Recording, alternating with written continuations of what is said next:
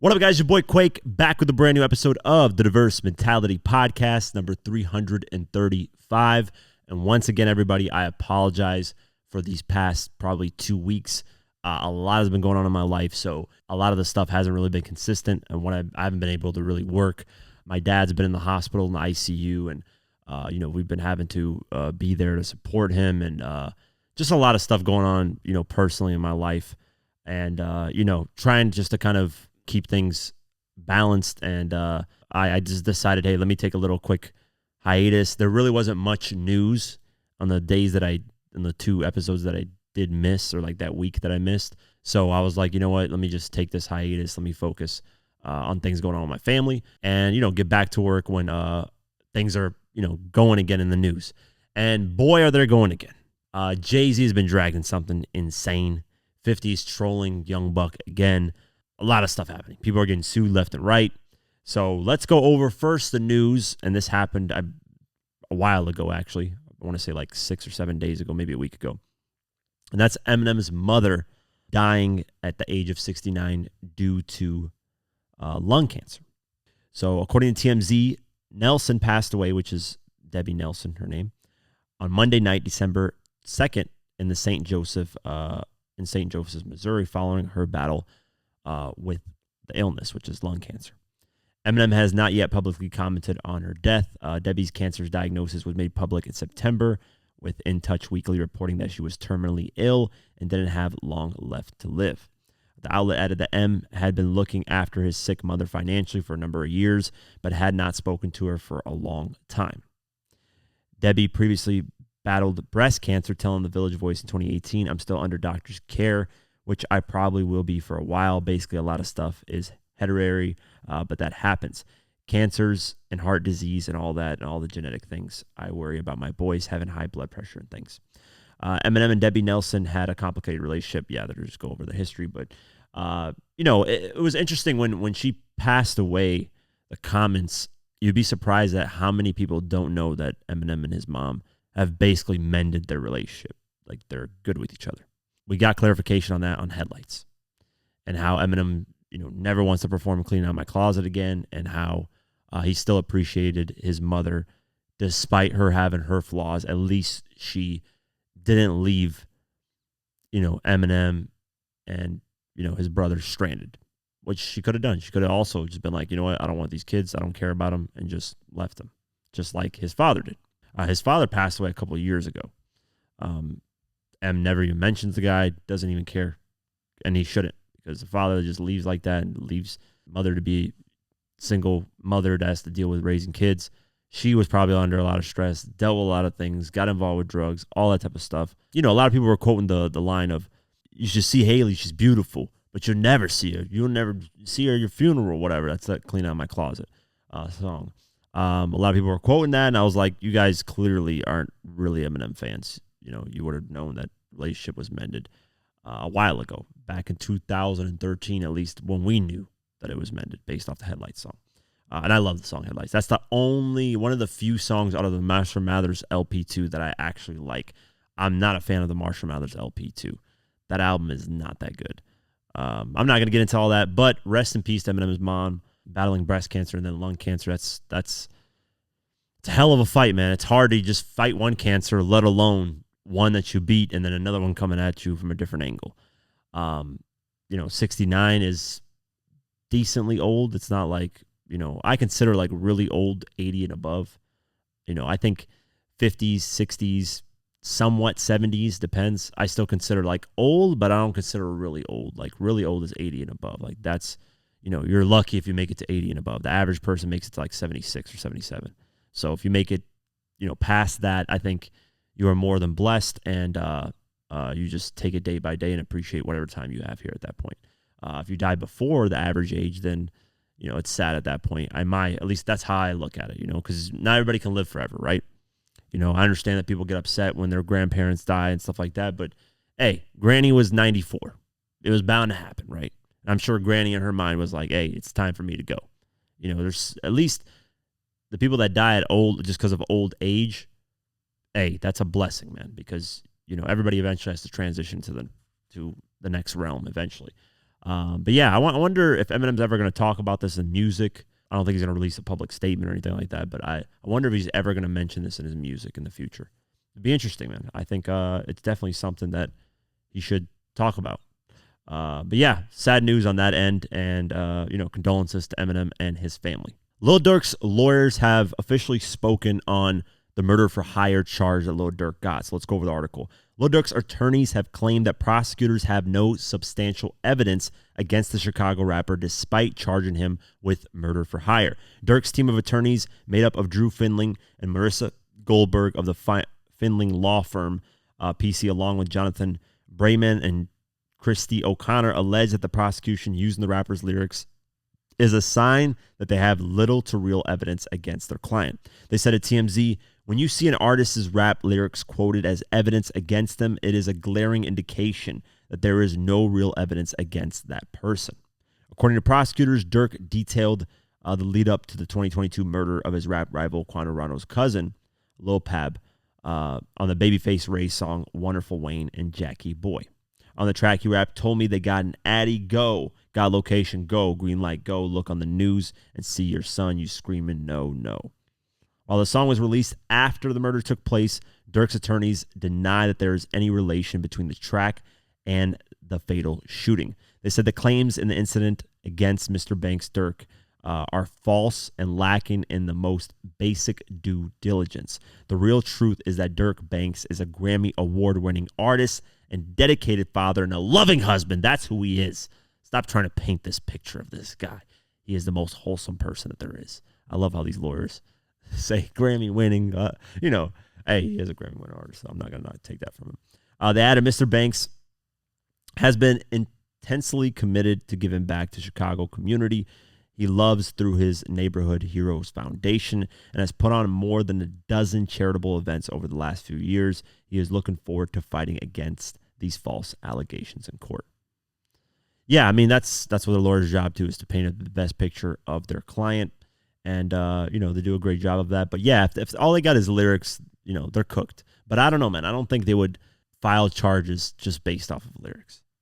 The feds aren't going to show what they 100% got until they start going to trial, all that stuff. And then the lawyers, Lil Durk's lawyers, will see everything. So it's not going to be something that just, the feds never reveal their deck of cards and what they got planned. That's just, lawyers know that. They're just saying, hey, if they're quoting lyrics, the chances of them having anything is very slim.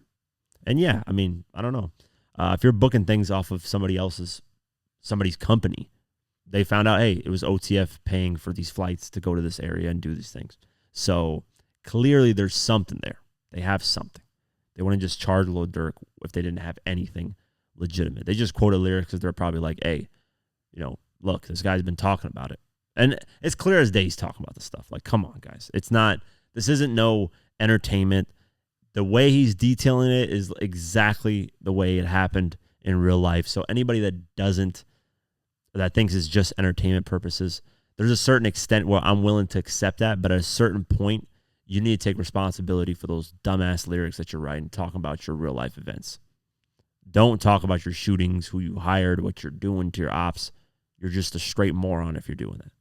Wait till statute of limitations. Unless somebody obviously gets killed, there's no statute of limitations for murder, but whether it's selling drugs, shootouts, wait till statute of limitations.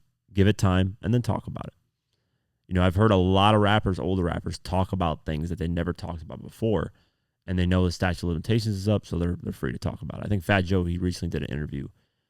I forget what platform. It wasn't recent. It was I think Club Shay Shay interview.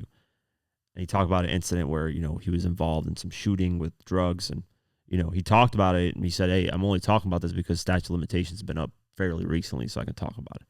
But yeah, we'll see what happens moving forward, but nonetheless, it's interesting. It's going to be interesting to see what happens in this whole thing and what the feds actually got. If they got great evidence, which some people are saying, potentially they do, Durk could be gone for a long, long time, especially if there's that snitch that people are accusing, that one guy, I forget his name, of snitching. So he'll probably reveal information that nobody else has had. But yeah, we'll see what happens moving forward. Updates on Diddy, and Diddy and his team are claiming the government is spying on him. So let's go over the article. Diddy's legal Tussle with the federal prosecutors continues to heat up as the bad boy boss has accused the government of spying on him while he's been locked up in jail. In court documents obtained by TMZ, Puffy claims that the feds have been infringing upon his constitutional rights and hindered his ability to prepare for his upcoming trial. According to Diddy, the government obtained his confidential communications with his lawyers through a raid in his jail cell, while staff at the Metropolitan Detention Center in Brooklyn have been monitoring all of his communications with attorneys. The mogul further claims that the jail passed on materials to prosecutors, which they then used to bolster their case for why he shouldn't be released on bail. Diddy, was awaiting trial on sex trafficking racketeering charges, specifically cites a picture allegedly taken by a staff member at the jail, which was then apparently sent to prosecutors. He also says the raid on his cell was done under a false pretense, calling it a ruse to surreptitiously spy on Mr. Combs' defense camp. Diddy's filing also claimed that the person who raided his cell lied about where they found his legal notes. It was claimed that the documents were found on his bunk, but Diddy insists they were kept in his locker. The government has yet to issue a response to the claims. Yeah, I don't know, man. They're obviously, the feds are going to play a little bit dirty in this situation. That's just, they do that. They got more power in a lot of situations. Is it right? No. But I don't know who's telling the truth in these situations. You really don't know. Diddy's right now, what they're trying to do, his lawyers and what Diddy's trying to do is find a way to get this guy bail. So they're going to try to cling on to anything that they feel would sway the judge in giving him bail. Whether it's true or not, they're going to try to do everything in their power to get bail for this guy, to at least get him free for the time until, trial starts. Well, the feds basically responded to that, and they beefed up their team, and they beefed it up with some strong prosecutors. Let's go over the article. Diddy's legal team is set to come up against some stiff competition as the government has beefed up its team in the bad boy boss's upcoming sex trafficking trial. According to Billboard, Rain Comey, a lead prosecutor in the conviction of Jeffrey Epstein accomplice Ghislaine, I forget how to pronounce her name, Ghislaine Maxwell, will be the part of the prosecuting team that's going to go against Diddy, which is insane. So, Jeffrey Epstein, we all know what he's done. Weird guy who, had a whole island where he was mentioned with minors and stuff like that. Well, his wife or lady, whatever you want to call her, they prosecuted her, and they hired the same prosecutor from that to Diddy's situation. So that's like the best of the best that you can get, because she's already been through this at a high level of people who've done the same thing. Comey is also the daughter of former FBI Director James Comey.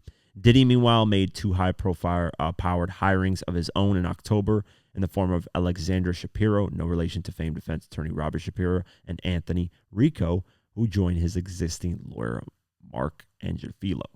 Shapiro is considered one of the country's leading appellate lawyers, while Rico has been involved in numerous high-profile cases, such as the World Trade Center bombing. Comey's addition to the prosecution comes shortly after Diddy was denied bail for the third time. Yeah, so the prosecutors, the Fed side of things, they're not playing games. Diddy is obviously really, really rich, hired the best that he can hire, so it's going to be a lot tougher to get Diddy locked up on some things like this than it would be a regular person, right? So they have to put as much resources as they can into getting the best of the best. I don't know, man. Should this trial be streamed and put online, just like the YSL Rico one? Should it be? I think it should. This would be interesting. What they got, what they're presenting, it would be very interesting. I would keep my eye on it a lot more than I would have the YSL Rico trial. The reason why I'm asking this, too, is because I watched a lot of old videos on the O.J. Simpson trial. And they had this debate on ABC News. This is like in 1990, I don't know, 7 or 6 or 8 or something like whatever. Or probably after the whole trial was done, which I think was in, when did the murders happen? 94 or something like that? I don't know. Whatever. Let's just say it's 1997. So after the trial was done, they had this interesting debate where they were like, should we broadcast trials? And there were people saying no because it hinders the jury, and they get swayed by news and all this stuff. And then there are people saying yes because it educates people and it sheds more light on certain situations. Well, back then, they didn't really have to deal with social media. They actually didn't have to deal with social media at all. They only had to deal with what the news said that night. So media in terms of the news on TV. Today's time, it's damn near impossible to get a jury that doesn't have their own opinion. Because when a jury is selected, you're not the jury, the person who's selected for jury duty is not supposed to have an opinion formulated already before they go into trial. It's like me, right? In Georgia, William Roberts, a.k.a. Rick Ross, lives in Georgia. I live in Georgia. Let's just say William gets prosecuted and arrested for being the biggest fraud that he's ever been in the whole history of the universe, and then they select me for jury duty. Obviously, I am completely biased, as clear as day. Not to say that I would want to see him locked up for the rest of his life. No, but I mean, people know where I stand with William. So it would be a smart thing to select me. Not to say that I would actually wish him to be in prison. No, that's not. I would never wish that on anybody. But I'm just saying it wouldn't be smart to have. But in today's time, so many people already know about Diddy. So many people know about, a lot of the things that's going on in this world that it's impossible to get somebody that isn't tainted, especially on high-profile cases. Now, in local cases, things happen all the time, and I don't even know about it locally. So if they select me for jury duty for something locally, I mean, why would I form an opinion on somebody I don't know of these people? But when it comes to high-profile cases like this, it's almost impossible to get jurors that don't have any idea about who Diddy is. They're going to know. That's just the reality of the situation. I'm sure everybody in America, actually not everybody, I want to say 70% of America adults know about who Diddy is, or at least heard about him, heard a song, whatever, saw his TV show Making the Band, whatever. Because I'm coming home. That record is huge. That shit transcended hip hop. It's one of those records that people play. Like when Paul Walker died, they made a whole montage. I'm coming home, all that stuff. So, overall it's going to be interesting. I think they should stream it. I think it'll be something that it's, for me, worth watching. I'm not going to watch every single thing that goes on there because, honestly, trials are fucking boring. If I was a juror, I'd probably blow my brains out. Some of this stuff is just so boring. So I'm glad I never got selected for jury duty because I'd probably fall asleep. I'm going to be honest with you guys. I'd be one of those jurors that just completely passed out. So, yeah, we'll keep our eyes posted and see what happens moving forward. And Jay-Z has been accused of doing things with his friend, confidant, I don't know what you want to call him, somebody who's really close to and always was around with Diddy. And, of course, anybody associated with Diddy now is looked at very differently. But back then, when Diddy wasn't accused of all these crazy things, a lot of people, were close to Diddy. And Jay-Z was one of them. They would have these brunches and they would wear these fancy suits and talk about, we are excellence and all this stuff. Well, that's all backfired. And Jay-Z has been dragged into a civil lawsuit accusing him and Diddy of doing things to a 13-year-old girl in the year of 2000. Yes, 13-year-old minor. So let's go over the article. Jay-Z, the star rapper and entrepreneur whose real name is Sean Carter, was accused in a lawsuit Sunday of basically doing stuff to a 13-year-old girl in 2000, allegedly along with Sean Diddy Combs. The anonymous accuser, identified only as Jane Doe, said this assault happened after she was driven to an MTV Video Music Awards after-party.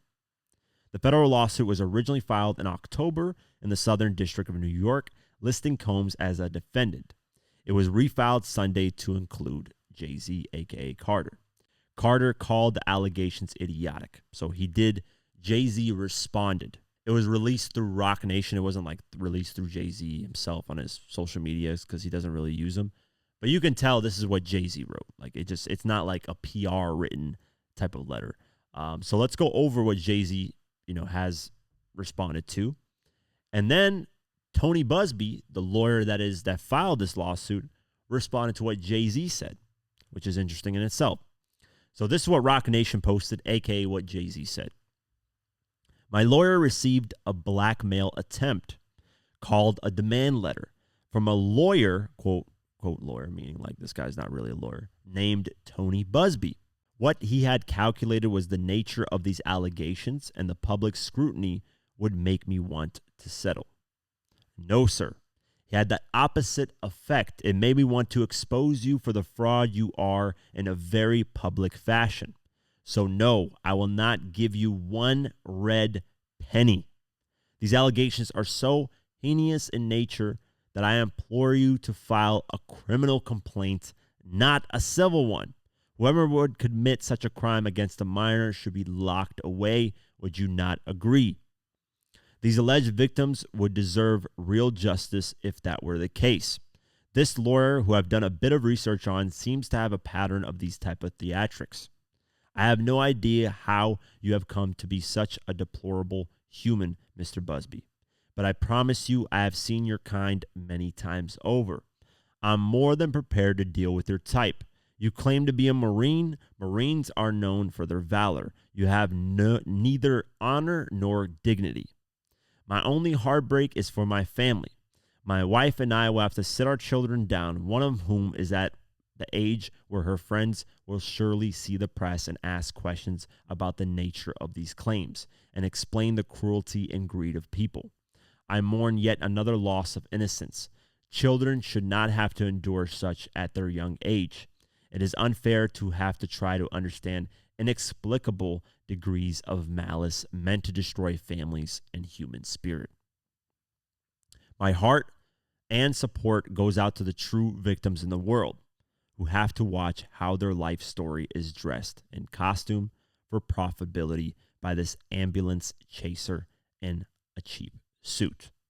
You have made a terrible error in judgment thinking that all celebrities are the same. I'm not from your world. I'm a young man who made it out of the project of Brooklyn. We don't play these type of games. We have very strict codes and honor. We protect children. You seem to exploit people for personal gain. Only your network of conspiracy theorists, fake physics, will believe the idiotic claims you have levied against me that, if not for the seriousness surrounding harm to kids, would be laughable. I look forward to showing you just how different I am. So Jay-Z immediately responded to this, denying everything. Which, hey man, shout out to him for not, letting this linger immediately and letting people talk. Well, after Jay-Z released that statement through his company Roc Nation, Tony Busby responded on Instagram. He posted a video of himself as a platoon commander. And then he said this in the caption. Recognize this guy? This is a picture of a weapons platoon commander. Alpha Company, 1st Battalion, 4th Marines from our old Western Pacific Cruise book. Despite a coordinated and aggressive effort that has included harassing my kids, contacting my clients and former clients to encourage them to sue me, contacting my colleagues or former employees asking if I've abused them, showing up at my current employees' homes to harass them, filing frivolous cases against me in my law firm, defaming me with outrageous assertions to anyone who will listen, and having mysterious people follow me and my family. I'm still that guy. I won't be bullied or intimidated. People will see through this effort to discredit me and my clients, and the truth will be revealed. I also won't allow anyone to scare my clients into silence. Sunlight is the best disinfectant, and I am quite certain the sun is coming. So he's saying Jay-Z has been harassing everybody that's been, not only his family, his clients, his employees, and there's even been people that have been following his family in these mysterious vehicles. And I wouldn't be surprised if Jay-Z's got that kind of money to be doing that type of stuff. I heard a lot of crazy rumors and stuff that if you talk about Roc Nation, Jay-Z, there's all of a sudden black SUVs parked outside your house. Hey, I'm just saying, it's hilarious. Tony Busby added on to that response to Jay-Z when he posted on X, and he said this: regarding the Jay-Z case and his efforts to silence my clients, Mr. Carter previously denied being the one who sued me and my firm. He filed his frivolous case under a pseudonym. What he fails to say in his recent statement is my firm sent his lawyer a demand letter on behalf of an alleged victim, and that victim never demanded a penny from him. Instead, she only sought a confidential mediation. Since I sent the letter on her behalf, Mr. Carter has not only sued me, but he has tried to bully and harass me and this plaintiff. His conduct has had the opposite impact. She is emboldened. I'm very proud of her resolve. As far as the allegations in the complaint filed, we will let the filing speak for itself and will litigate the facts in court, not in the media. Clearly, Tony Busby, the person who filed this lawsuit, this attorney, feels like, hey, he has a solid case and he is going to win the situation. So it's filed. It is not filed as a criminal. It's filed as a civil. So they definitely need to change that to, I bet you when they get more evidence, they're going to probably file it as a criminal case. It's a huge difference between civil and criminal. Criminal can actually get Jay-Z locked up. Civil is just kind of a money play. So right now it is civil. So Jay-Z does have a point of, hey, you're just filing this to try to get money out of me. He does have a point of that. And Jay-Z, they probably did blackmail Jay-Z and say, hey, do you want this out there or you can pay to make this go away? And that's the same shit with Diddy, right? Cassie was like, hey, either pay me my money or it's going to be out there. Regardless, we'll see what happens moving forward. 50 Cent, who's never really liked Diddy and never really liked Jay-Z because Jay-Z blocked him from trying to go in the Super Bowl, has responded to the Jay-Z lawsuit. And this is what he posted. He posted that meme of him in the car where he smiles and laughs, drives off. And the caption said, okay, I don't know what's going on, but are we going to still have the Super Bowl? I'm just asking for a friend. So, Jay-Z oversees the Super Bowl halftime show. So he's playing on that and saying, is there going to be any more Super Bowl halftime shows? Because Jay-Z is potentially involved in doing stuff with minors.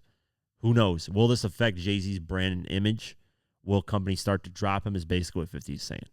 Or is this something that's going to pop up and then it's going to go away?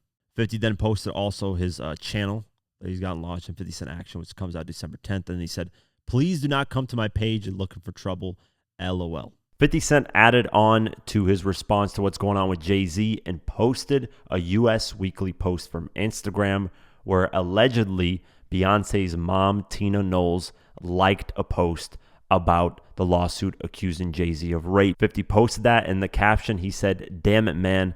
Mom liked the rape accusations. Then in the comments, he said, maybe she hit the button by accident. I did that before. Now, it's been very interesting in the world of social media. After Diddy went down, a lot of people, to be honest with you in a weird way, have been wanting to see a downfall of Jay-Z.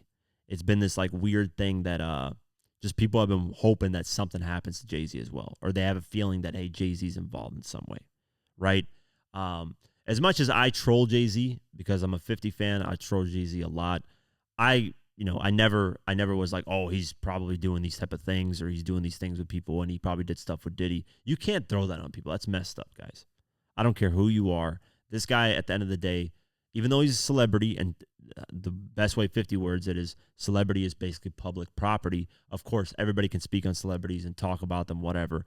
At the end of the day, though, this is a human being with a family. And to throw conspiracy theories of this guy doing stuff alongside Diddy is messed up, I think. Now, is there some smoke in some of this stuff? Meaning, where there's smoke, there's potentially fire. There is some smoke in this stuff. When Jay-Z got with Beyonce, she was very young. I believe she was 16, 17. Jay-Z also, there were rumors that he got with Aaliyah at a certain point, and she was young. I don't know exactly what age. Don't quote me on this, but, young age. So where there's stuff that was kind of weird, yeah. I mean, this guy was really close with Diddy and R. Kelly. And then even what's the guy, Harvey Weinstein. There was some stuff going on with there that people were questioning. So birds of a feather flock together type of thing. I can see where people are trying to make the connection, but there's no solid proof right now. So to accuse Jay-Z of this stuff, in my opinion, without no proof, is very disrespectful. I mean, you guys gotta have some type of integrity and respect. But I can see where people are making the connections. I can kind of understand it, but I would never attack somebody without any proof. Like even with Diddy, with all those lawsuits that were going on, I still said, hey, we don't know if there's any truth to this stuff. Until that footage came out of him putting his hands on Cassie. At that point, I was like, all right, fuck this guy. I never want to see him. I don't care about him at all. He's a garbage human being. Get him locked up and get him away forever. That gave me the evidence. I said, okay, you know what? Cassie wasn't lying. Not to say that I was saying to her, that I was actually saying to her that she's lying. She just wants money. I never said that about the Cassie situation, but I was always keeping it in the middle. Like, hey, until we get solid proof, we can't just attack Diddy and go crazy. Now we got solid proof. Now, you can clown him, attack him, do whatever you want. And the same thing applies to Jay-Z. There hasn't been any solid proof yet. Right now, it's just one lawsuit with one accusation.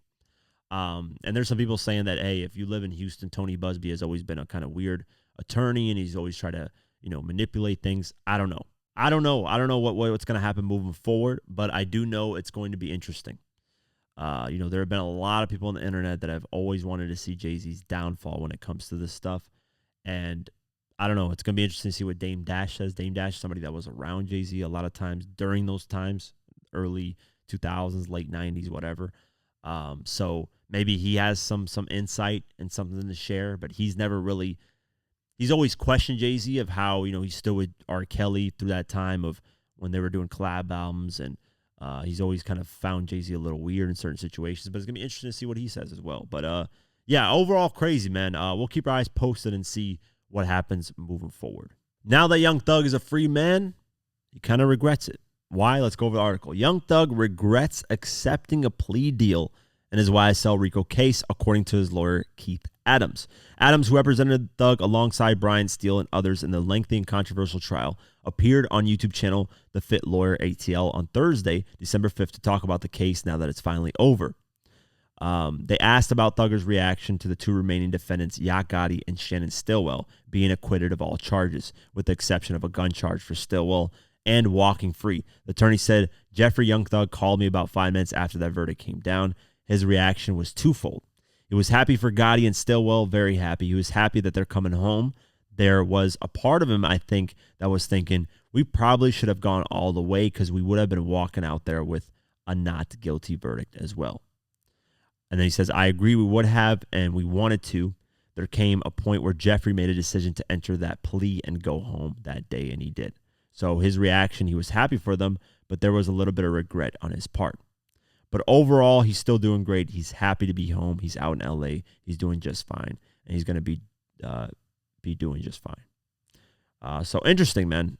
He probably, I don't know, because it's different. Because Young Thug is the main guy, the head of the snake, kind of at least how the prosecutors see it. So they probably had a lot more evidence against him, and who knows how it could have gone, man. You can't regret these things, but interesting enough, Thug asked the judge to amend his probation. Let's go over the article.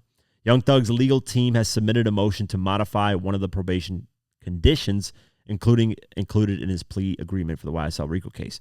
As part of the deal he accepted on October 31st, Thug is not allowed to be in the metro Atlanta area for the next 10 years. However, according to documents filed by the rapper's team on Thursday, December 5th, the court entered an amended sentencing sheet to further define the parameters of said area on November 8th, which now places one of his homes in the banned area.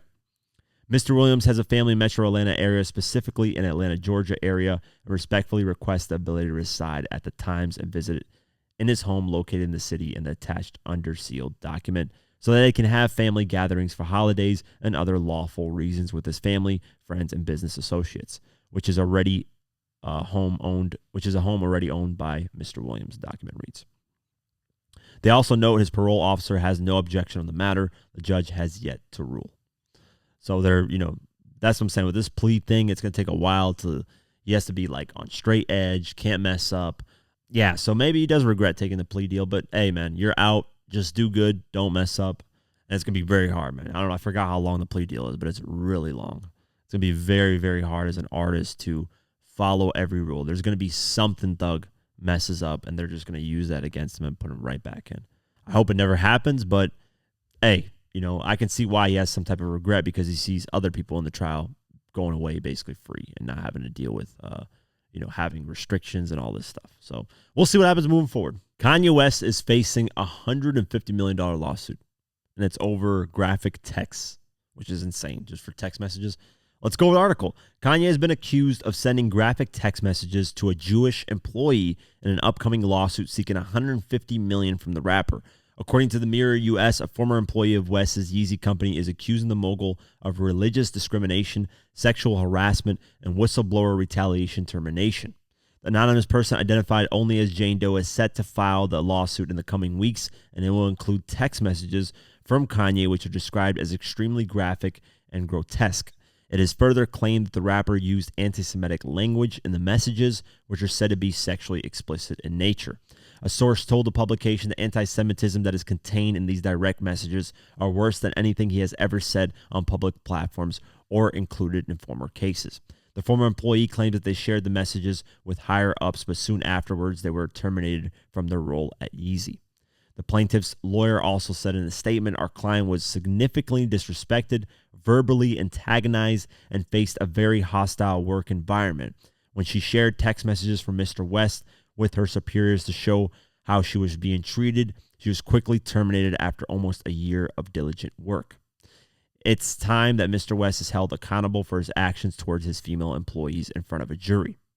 This will be a massive discrimination lawsuit that is all laid out in text messages, and it is definitely forthcoming."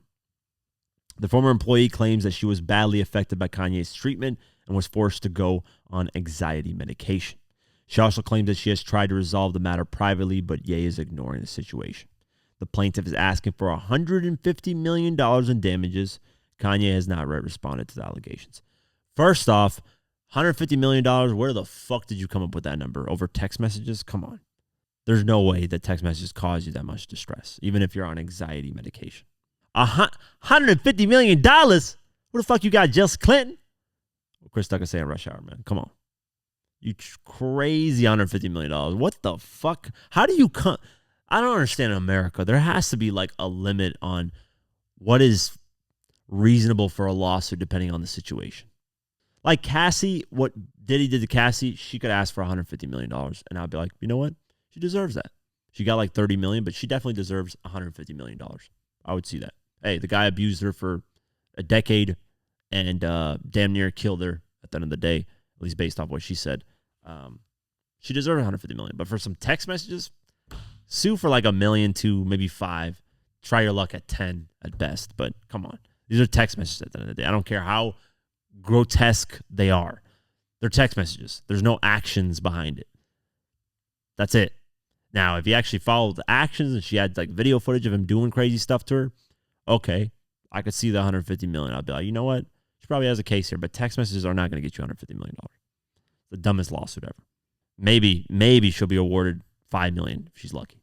But yeah, we'll keep our eyes posted on this. Definitely insane. Speaking of lawsuits, this is one that's been going on for not decades. I don't want to say decades, but a long, long time. Young Buck and 50 Cent's whole battle about 50 says he's owed $250,000. Buck says he doesn't owe it. We thought he paid it at one point. I don't know what's going on. Let's go over the article. Young Buck and 50 Cent are again engaged in a legal squabble over the $250,000 Buck allegedly owes his former collaborator and label boss. The dispute has been going on for a decade and relates to Buck's prior contract with G-Unit Records, with the label insisting it paid him $250,000. Buck, on the other hand, claims he never received the money. 50 filed a claim against the $250,000 during Young Buck's lengthy bankruptcy ordeal. And it was thought that the matter was settled when the Shorty Wanna Ride rapper reportedly paid off his debts after selling the rights to his music. We reported on that, and we genuinely thought, hey, this guy paid everything. That's what was, written out based off all the news articles. Buck never really spoke on the situation. He just said, I didn't sell a lot of the stuff that they were saying. But he says, you know what? It is what it is. According to All Hip Hop, however, Buck and his legal team are now claiming that there is no proof he received $250,000, citing a lack of accounting records. And here's the funny thing. G-Unit also acknowledges they do not have the documents to support their claim to the money. Buck's filing urges the judge to dismiss G-Unit's claim to $250,000. I personally think, especially if G-Unit doesn't have the documents to say that they actually gave Buck $250,000, I think 50 is just trolling Buck and basically trying to make his situation as worse as possible. Because there has to be more to this story behind the scenes that we don't know as to why 50 is doing this to Buck. Why did he never do this to Yayo? Why did he never do this to Banks? Why did he never do this to Rotimi? Why did he never do this to Hot Rod? Why did he never do this to Leah, who at one point was signed, or Gino Records? Why did he never do this to Kid Kid? Why did he never do this to Precious Paris that was signed? All these artists that 50 signed. DJ Pauly D at one point was signed to G-Unit Records. You never hear, you did hear Rotimi talked about this, who was Dre in the show Power when he was signed to G-Unit at one point. He did say that, hey, I owed 50 money. And then 50 said, hey, just, you're free to go. You can pay me off the music that you make in the future. And you can give me, whatever royalties, whatever you want to call it, off that. And eventually he paid 50 off. But 50 just doesn't seem like the guy that would, based off history, right? Like Mobb Deep at one point was signed to G-Unit, and they themselves, Prodigy and Havoc, said, we were paid handsomely. We were overpaid, they felt like. We were paid astronomical things, and we weren't delivering the numbers based off of what we were getting paid. And then 50 let us go, and he had no issues. He didn't contractually, because he could. When you're signed to somebody, you do have an obligation to fill your contract. And I'm sure it's not just a one-album deal. I'm sure when he signed Mobb Deep, they were supposed to do like a 4-album. Usually the standard is like a 3-4-album deal, right? Unless you're just a new artist and they screw you and they do a 10-album deal and just screw your whole career, right? So the history suggests that 50 has never, forced people into contracts and has, put a strangle on them. The only time is this Buck situation. So clearly there is something deeper. I don't know if it's on 50's end, Buck's end, or both, where 50 is just strangling Buck for whatever he can. 50, after this, dispute made headlines, 50 posted a clip of where Buck went on Steve-O's podcast. And Steve-O basically, Buck was saying, hey, 50 paid my taxes. I eventually had to pay him back. It wasn't like he just gave me money. Because, people, I think, in the perception, I guess, on the internet, and I can kind of see how people would think like this. People think that 50 just paid Buck's taxes and never asked for his money back. No. 50 paid Buck's taxes, his situation he was having, the problem he was having, and then eventually he had to pay Buck back. Buck had to pay 50 back, which is reasonable. And then Steve-O kind of interjects and says, that's still a nice thing to do, He didn't have to pay your taxes. He could have just let you deal with that situation and have issues yourself. And then Buck was like, yeah, it was, it's a great, I appreciate it for that, blah, blah, blah. So 50 posted that clip, and the caption, he said, somehow he still managed to be ungrateful. I helped him with his taxes. We didn't have a problem till he didn't know how to accept he's gay. Got caught with a tranny and got mad at me. SMH boy, I didn't know you mess with boys. What the fuck? You should have signed to Bad Boy, a.k.a. Diddy. So he takes a jab at Diddy and trolls Buck. Here's the thing, and I've always said this. I think 50, when he attacks Buck, and Banks especially, because Banks has only shown respect to 50, it's very corny. I hate it. I can't stand it. I think 50 should just leave the situation alone. I don't know if 50 actually paid Buck $250,000 and Buck, I don't know. I don't know that situation, but if 50 gave Buck $250,000, Buck should return that money and just be done with it. It is what it is. I don't know that situation. I don't know what's going on there. I don't know their backstory deep like that. Nobody does, because we're not in the internet. I know a lot of information based on their history, probably the best out of everybody. I know exactly when this beef started, like the moment. I know the article of when it started. But, this situation, we don't know the full backstory. 50's never really gone deep into it. Buck's never really gone deep into it. Buck is kind of pretty much said, hey, I don't know why he's treating me like this. I have no idea. So maybe it's on 50's end. But 50, when he attacks Buck and he attacks Banks, which he does sometimes, he'd be attacking Banks sometimes, which I don't like. And I like that Banks ignores it, doesn't really care. Shout out to him. I think it's corny, man. You're like, these guys were your brothers at one point. Buck explained the whole, situation with that person that he got caught with sleeping, that tranny, whatever the situation was. And, I think he was genuinely telling the truth. He just didn't know and blah, blah, blah. And people like to troll him and attack him on that. I think it's corny as well. Even if, if Buck came out and said, hey, I like to swing both ways, I wouldn't care. It doesn't change my opinion of him. It doesn't do anything. I could care less. If the music is still dope, I'm still going to listen. I don't care what your private life is like sexually. I could give two fucks about that. That's got nothing to do with me. What you do in your bed, I don't know why people are so concerned about this stuff when it comes to rappers, and who cares what these people do in their own beds? As long as it's consenting adults, do whatever the hell you like to do, man. As long as everybody consents. Not like Diddy, where people weren't consenting and people were getting locked up and R. Kelly was doing all kinds of crazy stuff. And not that. I'm saying if there's consenting adults and they do something in their bedroom and they like to do that, that's on them. Like, why do people care so much about that stuff? It makes no sense to me. 50, of course, he's a troll, so he's going to troll Buck on these situations. Always has trolled him. But I think it's corny. I disagree with it. I think Fifth, just whatever the situation is, I would love to interview 50 and be like, hey, why, where's the court documents? I would actually, ask about these questions, but people don't ask. I don't understand. These interviews, it's like people just don't know, or they just don't want to ask. I don't know. But we'll keep eyes posted, man. I don't think this is something that's never going to be settled anymore. They got things together again. 50's kind of just over it after the G-Unit 2.0 kind of run that they tried to do. Didn't really work out that well, unfortunately. I really love the two EPs they dropped, The Beauty of Independence and The Beast is Unit. Amazing projects. All those freestyles they came out with. I felt like they were on a roll, but all of a sudden just kind of the wheels fall off. And, it's unfortunate, man. I was really, really excited. I thought they could have done something really good. But yeah, 50's way, way past the whole G-Unit days and all that stuff. Trying to recreate that and do that over makes no sense. Even for me as a hardcore fan, it's not what it once was. What I would like is for them to be cool to go on tour. I would love a G-Unit tour. I would love to go to that, but that's likely never going to happen. I don't see Banks and 50 talking again. I just don't. I'm not saying ever. Maybe they might be cordial and they might have you might see them, in person again. But I don't think, they're going to sit there and be like, oh, we're friends and we're going to be buddy-buddy and you're going to be hanging out with us like that again. No. But yeah, we'll keep our eyes posted on this, and it's unfortunate, man. All this stuff has happened. New music, let's get into it. NBA Youngboy dropped I Just Got a Lot on My Shoulders. The album Lil TJ and Polo G dropped Way Out the Hood 2. A$AP Rocky and Human Mankind dropped Big Dog's Remix. Roddy Ricch dropped Lonely Road featuring Terrace Martin.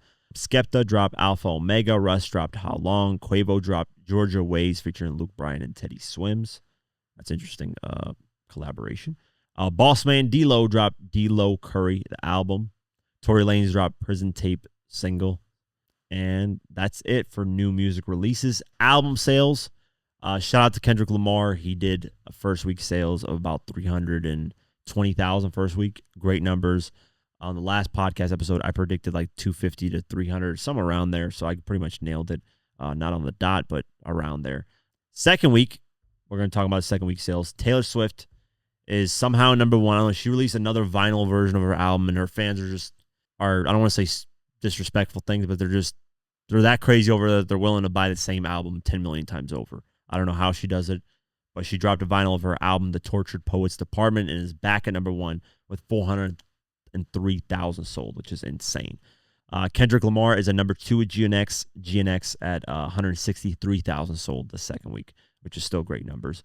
Number three is Wicked, the soundtrack, with 108,000. Number four, Juice WRLD debuted with The Party Never Ends, which is his last posthumous album. That did 88,000 first week. That's great numbers for Juice WRLD, for somebody that hasn't been alive for a long time. Sabrina Carpenter, Short and Sweet, is number five with 66,000. Michael Bublé, Christmas, is at number 6 with 59,000. Billie Eilish, Hit Me Hard and Soft, number 7 with 57,000. Number 8, Bing Crosby, Ultimate Christmas, with 50,000. Number 9, Chappelle Roan, The Rise and Fall of Midwest Princess, with 48,000. And number 10, Tyler, the Creator, Chromo Pika. I forget how Michael Pika, I pronounce that, 48,000. Going down the list, SZA, SOS, number 14 with 39,000. The Weeknd, The Highlights, number 21, back on the charts with 30,000. Rod Wave, Last Lap, number 22 with 30,000. Glorilla Glorious, number 30 with 28,000. Let's see. Juice WRLD, Goodbye and Good Riddance, number 44 with 22,000. BX The Plug, Take Care, number 46 with 22,000. 100,000. Yep. And that's it for today's episode of the Diverse Mentality Podcast. As always, appreciate you all for listening, watching, supporting. I apologize for not being consistent. Like I said, a lot of stuff been going on in my personal life. It's been, quite frankly, it's been a lot to deal with. But I'm going day by day. I'm figuring it out. There's ups and downs in life, and it just is what it is. So thank you all for the support. It means the world to me. But if the next episode doesn't come out timely fashion, I apologize. I'm trying to keep things as consistent as possible, but it's my parents, they don't really speak English too well, so a lot of the stuff that me, my brother, my sister have to do, we have to help, we have to be there. So when my dad be in the hospital, we have to be there to translate a lot of stuff that's going on, because he just doesn't understand a lot of the stuff. So because of that, we're at the hospital. Pretty much we're just shifting shifts. My brother stays for 8 hours, my sister, then me. And me, I've been staying at nighttime, so my schedules have been flipped as well. And then I've had to deal with hospital things because of my car accident. I've been in severe pain like crazy. So it's been something else. It's just been a whole roller coaster. So once again, I apologize. I'll try to be more on track with the episodes because, I always feel bad when I'm not doing things that I'm supposed to do consistently. But hey, that's life, man. Things happen. So Spotify, Deezer, Pocket Cast, all that. Have an amazing night, day, whenever you listen to this, and peace.